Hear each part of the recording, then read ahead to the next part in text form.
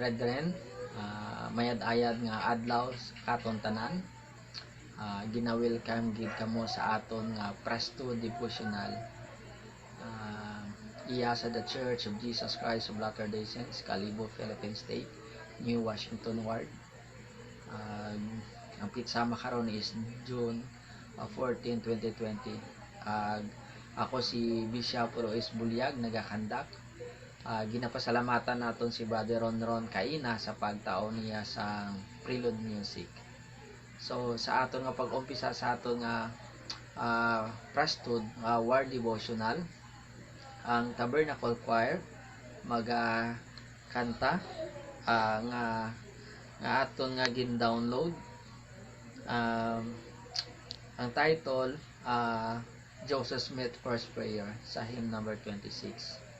Pagkatapos ang aton nga Tabernacle Choir, si Brother Jeffrey Domingo de Filipi, he will give an invocation.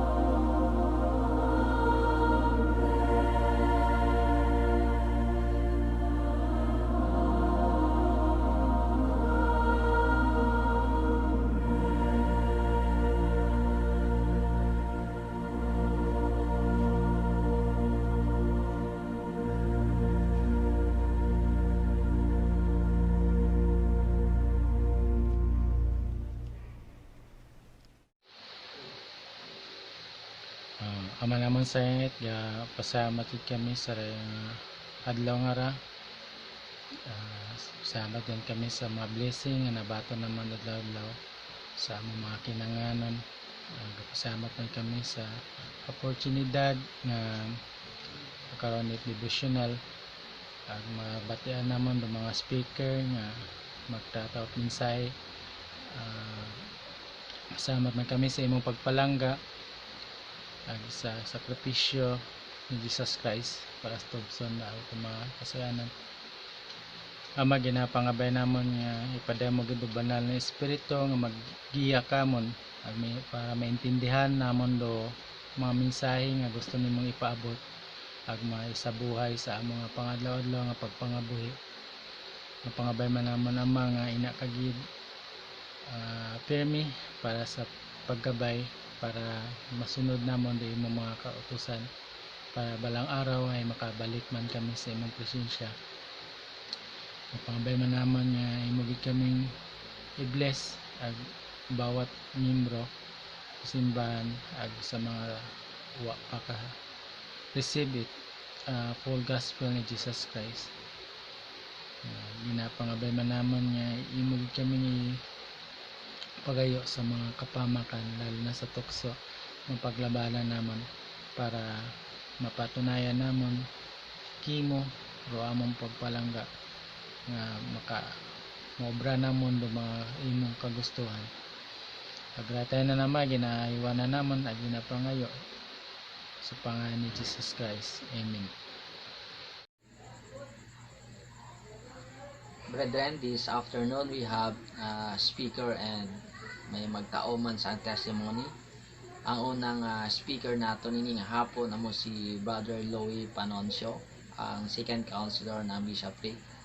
Pagasundan siya ni Brother Phil Armisa, ang first counselor ng bishopric.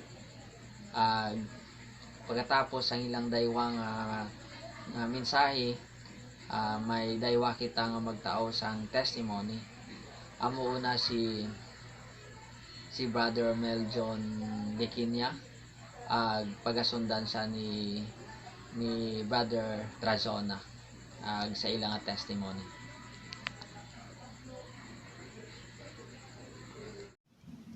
Habang nangingisda ang mga apostoles, sila Peter, James, and John, at lahat ng mga apostoles sa mga trabaho nila, ay dumating si Jesucristo. At sinabi ni Jesucristo sa kanila na, "Come and follow me, and I will make you a fishers of men." Ano nga ba yung ibig sabihin ng fishers of men? Ibig sabihin ay missionary work. Gusto ni Jesucristo na maging missionary din sila, na tulungan ang mga anak ni Heavenly Father na mas maniwala pa sa Kanya at kay Jesucristo. Tulungan sila na mas lumapit pa at magtiwala at magpatotoo na tagapagligtas ito at manunubos. At makagawa ng mga ordinansa na makapagpaligtas sa mga inungan ni Heavenly Father. Nung sinabi ni Jesucristo yung na "Come follow me", ay sinunod ito ng mga apostoles. Iniwan nila yung trabaho nila para sundin si Jesucristo, which is tinatawag na law of consecration. Like, isasakripisyo mo lahat ng bagay para sundin lamang si Jesucristo.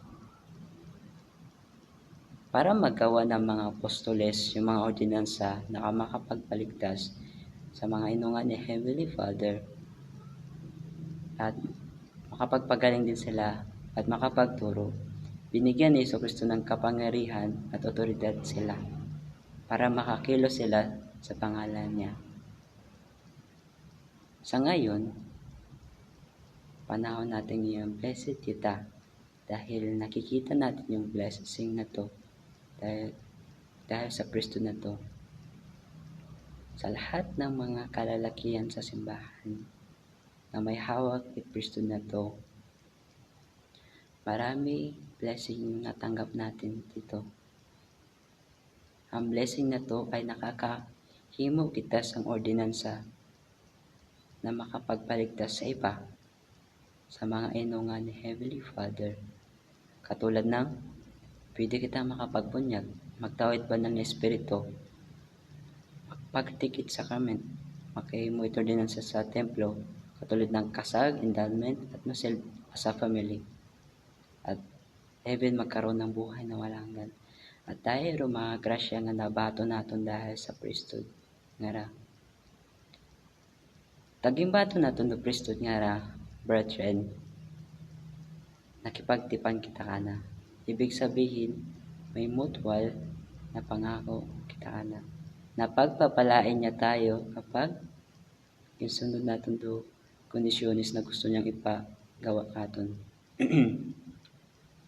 Kapag yung obra naton do kondisyones nga to ay tutuparin niya yung ipinangako niya. At kadalasan, nagbibigay siya higit sa pinag-usapan niya o sinabi niya sa atin. Ganyan yung Diyos. Ganyan si Iso Kristo mapagbigay. Sa tanan nga may puyod it Melchizedek priesthood, sa pagbaton natong karan nakabaton mga edad sa sumpa at mga tipan.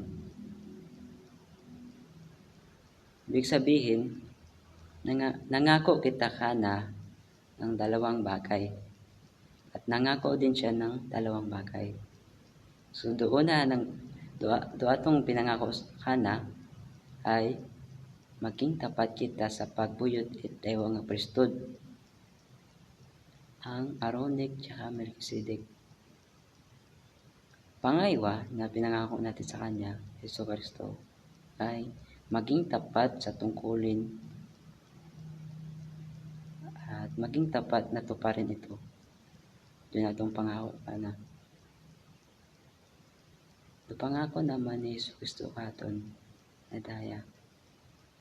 Kapag yung uban natong imaw, ay pababanalin kita at banal na Espiritu. Side natin do banal na Espiritu, anong role? Magka-consecrate, nagkagiya, nagka-testify, nagka-warn kung may mga danger, nagka-pulik, nagka-testify tungkol kay sa Kristo, kay Heavenly Father. At nagkapakita kung ano obrahon isang inungan ni Heavenly Father.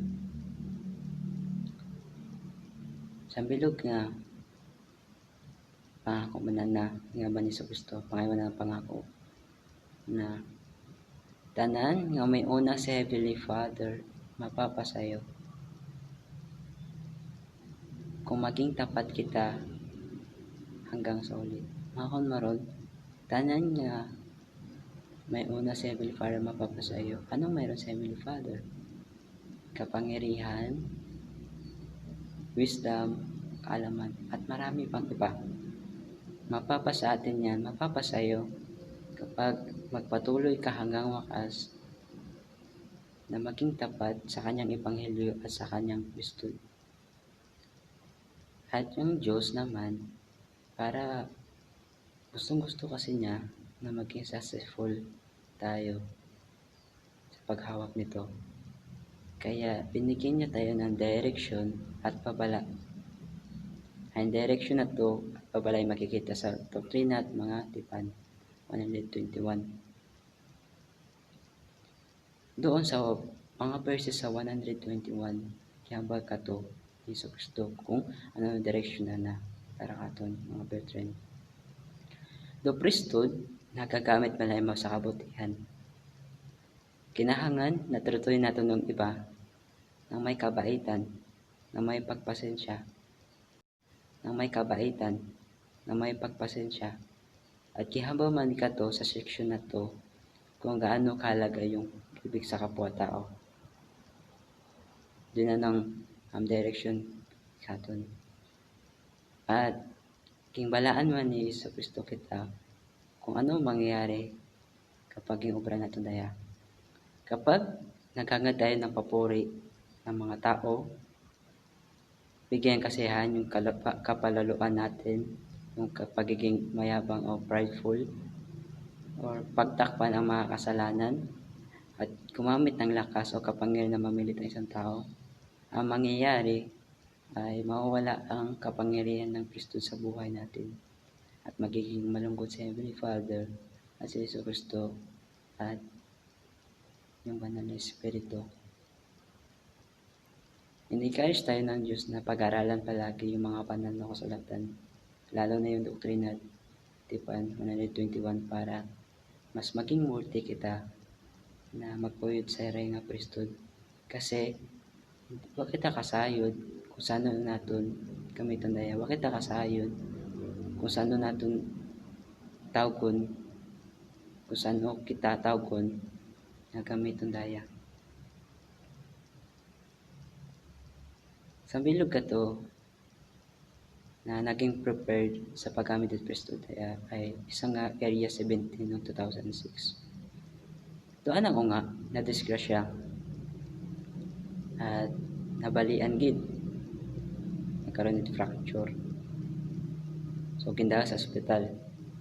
So dahil nga leader area 70 kintawagan na naro ang mga ministering brother para i-bless doon ng nga. At dahil worthy at prepared yung mga ministering brother na ay completely na namayad yung ungat area 17 nga ra. So nakikita natin do kapangyarihan nga ra it priesthood kapag ginamit mo it may kabanalan at may worthiness. Side ko na walang kakita at Diyos, itawan na nakita ginsaligan na nakita yan sa dayang nga priesthood. Side ko na minato daya, na witness ko man daya sa akong kabuhi bilang isang missionary dati, bilang priesthood holder na karon. At sobrang manami mo sa pamatsyag nga pinagkatiwalaan tayo sa kanyang kapangyarihan at otoridad. At alam ko na propeta si Joseph Smith. Siya ang ginamit na instrumento ng Diyos na may panumbalik ulit ng Kristo niya na. Kahit ko, totoo ang simbahan ni Kristo. At nikaris tayo ng Diyos na magpatuloy hanggang wakas. Side ko na sa daya nga priesthood nabubuligan tayo ni Heavenly Father na makabalik sa kanyang presensya. Sa daya nga priesthood nabubuligan nato ni Mao na obrando mga ordinansa na makapagpregtasan ng mga inunga. Mayadayad nga hapon, kinyo tanan, brothers and sisters. Nagagalak po ako nga sambilog man ako mga speaker sa rayang hapon. Agrakon pong topic makaron ay about priesthood.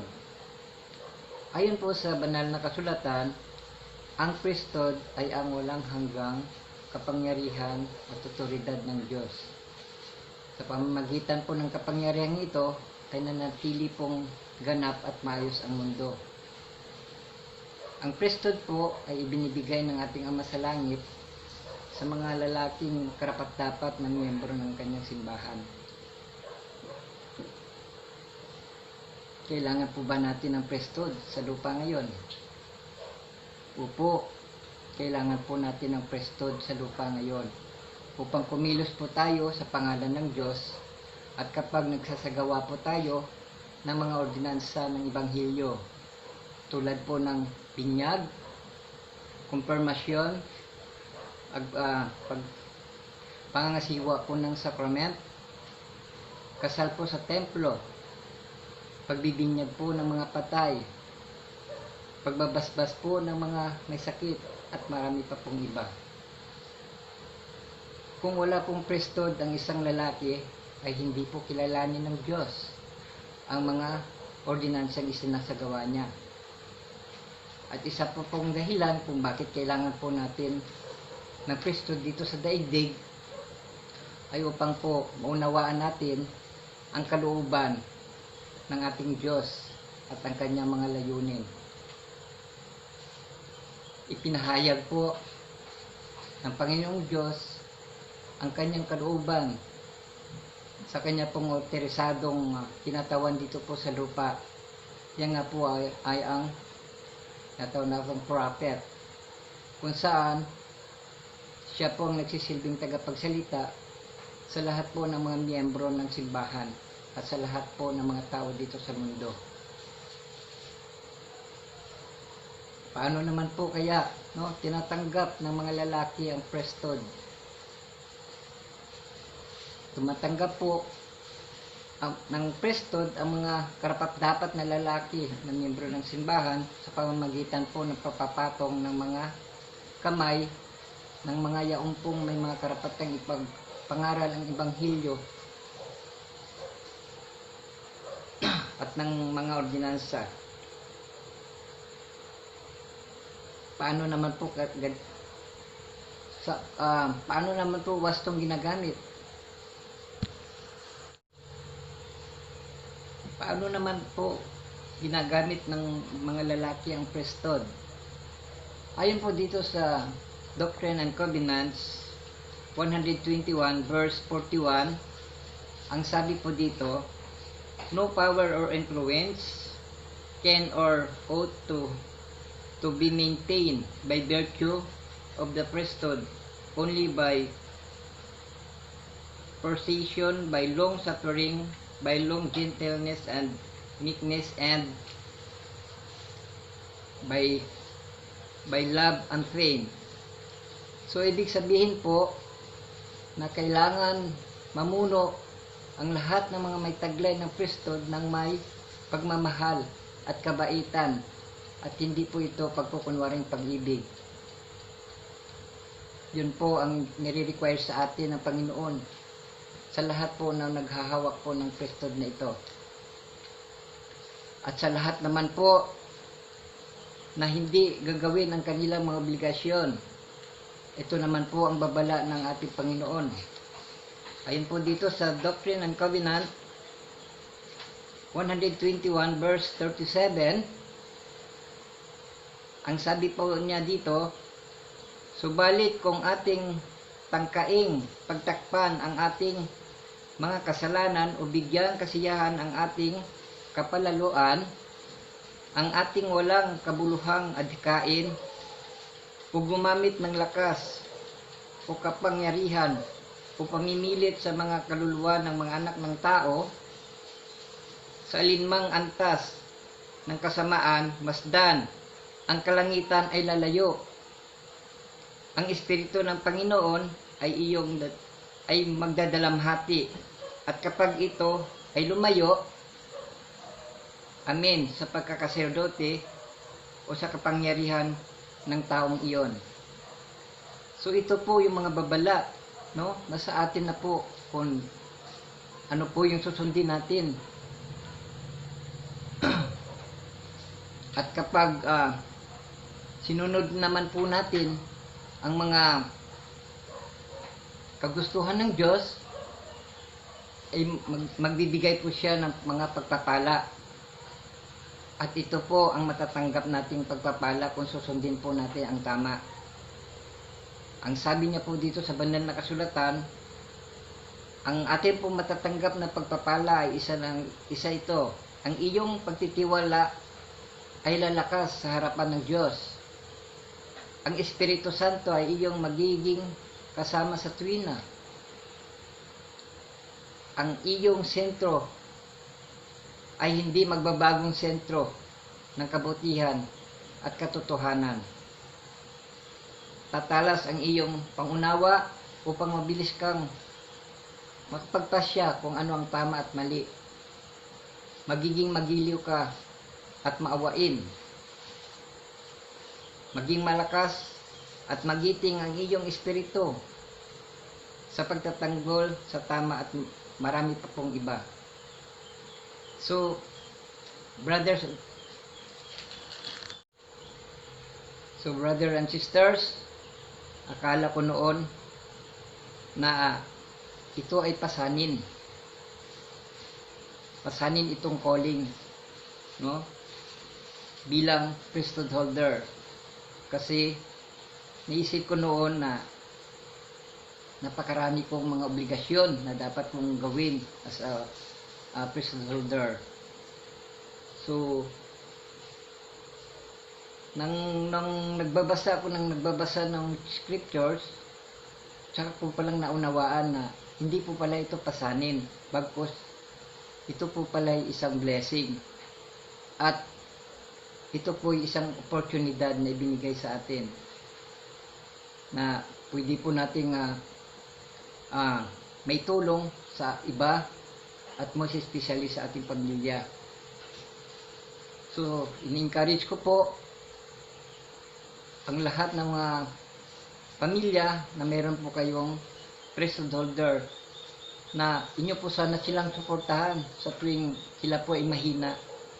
Alam ko pong na kayo lamang na pamilya ang makapagbibigay ng lakas sa kanya upang ma-continue niya po ang kanyang mga calling bilang priesthood holder. At nangangako po ang Diyos ng dakilang pagpapala sa lahat pong sumusunod po sa kanya. At of course, lahat ng mga matuwid na nagtataglay po ng priesthood na ito. At ito pong lahat na ito ay gusto pong iwan sa pangalan ni Jesucristo. Amen.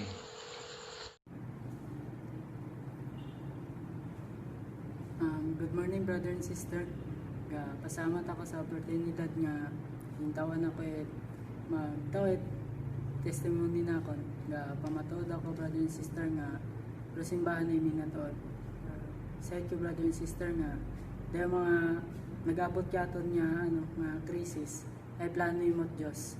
At sa inyo, brother and sister, nga iyay mo para katon nga magbulig, magbaskog. Sa inyo, brother and sister, nga imaway ga bulig katon sa mga problema ag unay imaw.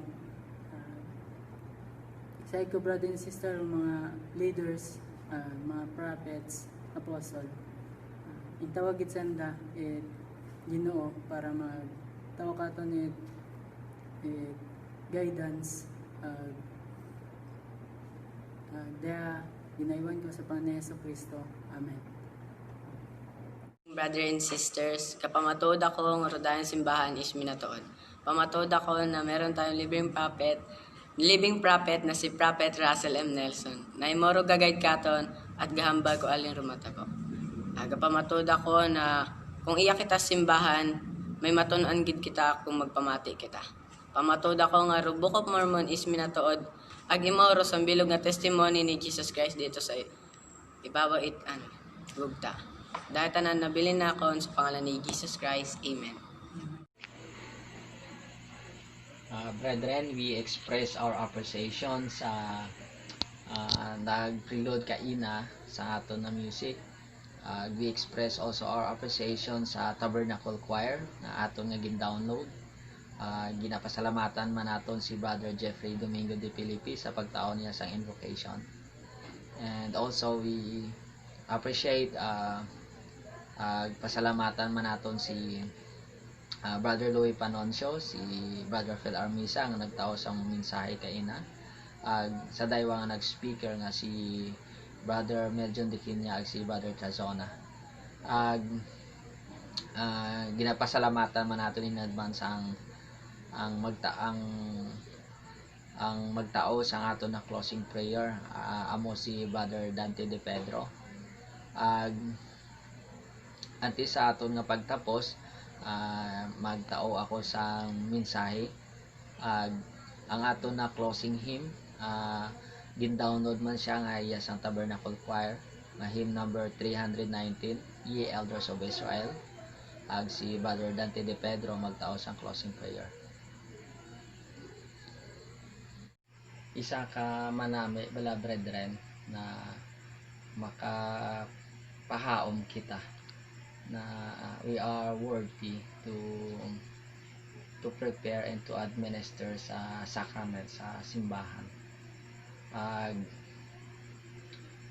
Manami man na nga kita worthy makita na mag preside ag magkandak sa aton nga sacrament nga sa sulod sa aton panimalay. Gina-encourage dagit kamo brethren na permigid na magpaahaom maging worthy sa pag obra sa mga ordinansa sa simbahan amo man sa aton sulod panimalay. Nasayod ko man brethren na pag kita worthy mabatsagan ginaton ang gahom ag ang presensya sa balaan nga espiritu kung siin ay mabatsagan naton ang kalipay, pagpalangga, katawhay sa aton nga tagipusoon. Pag aton ni siya nga nabatsagan man katong mga ang naging serbisyoan naton mabatsagan man nila. So amo na brethren na ang Dios ga-invite kid katon na magpadayon na magserbisyo maging worthy permi. Ang nasayod ko na kuan na ang pagserbisyo sa sulod panimalay ag sa simbahan isa ka manami. Brethren, isa ka manami bala mabahol nga blessing aton nga mga nabaton ini ang prestod ang otoridad sa Dios. But silingon sini mabahol ang pagsalig ag pagpalangga sa Dios ag pagserbisyo kana ag pagserbisyo man sa aton pamilya ag sa sulod simbahan ag sa aton komunidad. Ining prestod brethren may mga responsibilidad ni siya na dapat naton gidubrahon. Ining isa nga mga responsibilidad amo ang pagserbisyo. Ang pagserbisyo dira sa sulod sa aton panimalay sa aton pamilya, pagserbisyo man sa sulod simbahan, amo man sa aton na komunidad. Sa pagserbisyo dira brethren sa sulod sa aton panimalay, amo na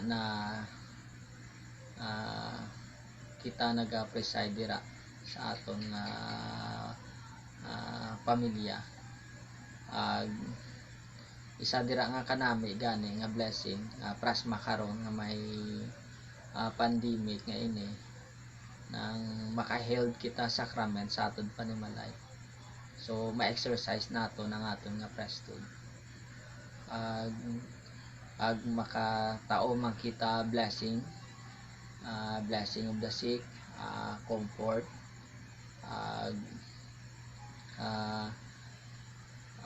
isa na sa kanami nga nabaton sa aton pamilya. Ag sa sulod naman sa simbahan, amo na sa pagpreparar sa aton sacrament ag mga ordinansa dira nga ginaobra. Parehas na sa pag-bless sa sacrament, pagbunyag ag pag-naming and blessing, pagkonfirma man sa mga bag-o nga membro iya sa simbahan. Ang prestod amo na ang otoridad sa Dios, ginsalig niya sa mga kalalakihan dira nga membro sa simbahan. Nagapamatod man ko na si Joseph Smith, propeta sa Dios, na gintawag siya kag gipanambalik ang kabilugan na kamaturan sa ebanghelyo ni Kristo. Nagapamatod man ko na si President Nelson, ang aton propeta makaron nga nagabaton sa instruction ag nga ginatuturo niya katon halin ina sa Dios. Ang akon nga pagpamatuod iiwan ko sa pangalan ni Kristo. Amen.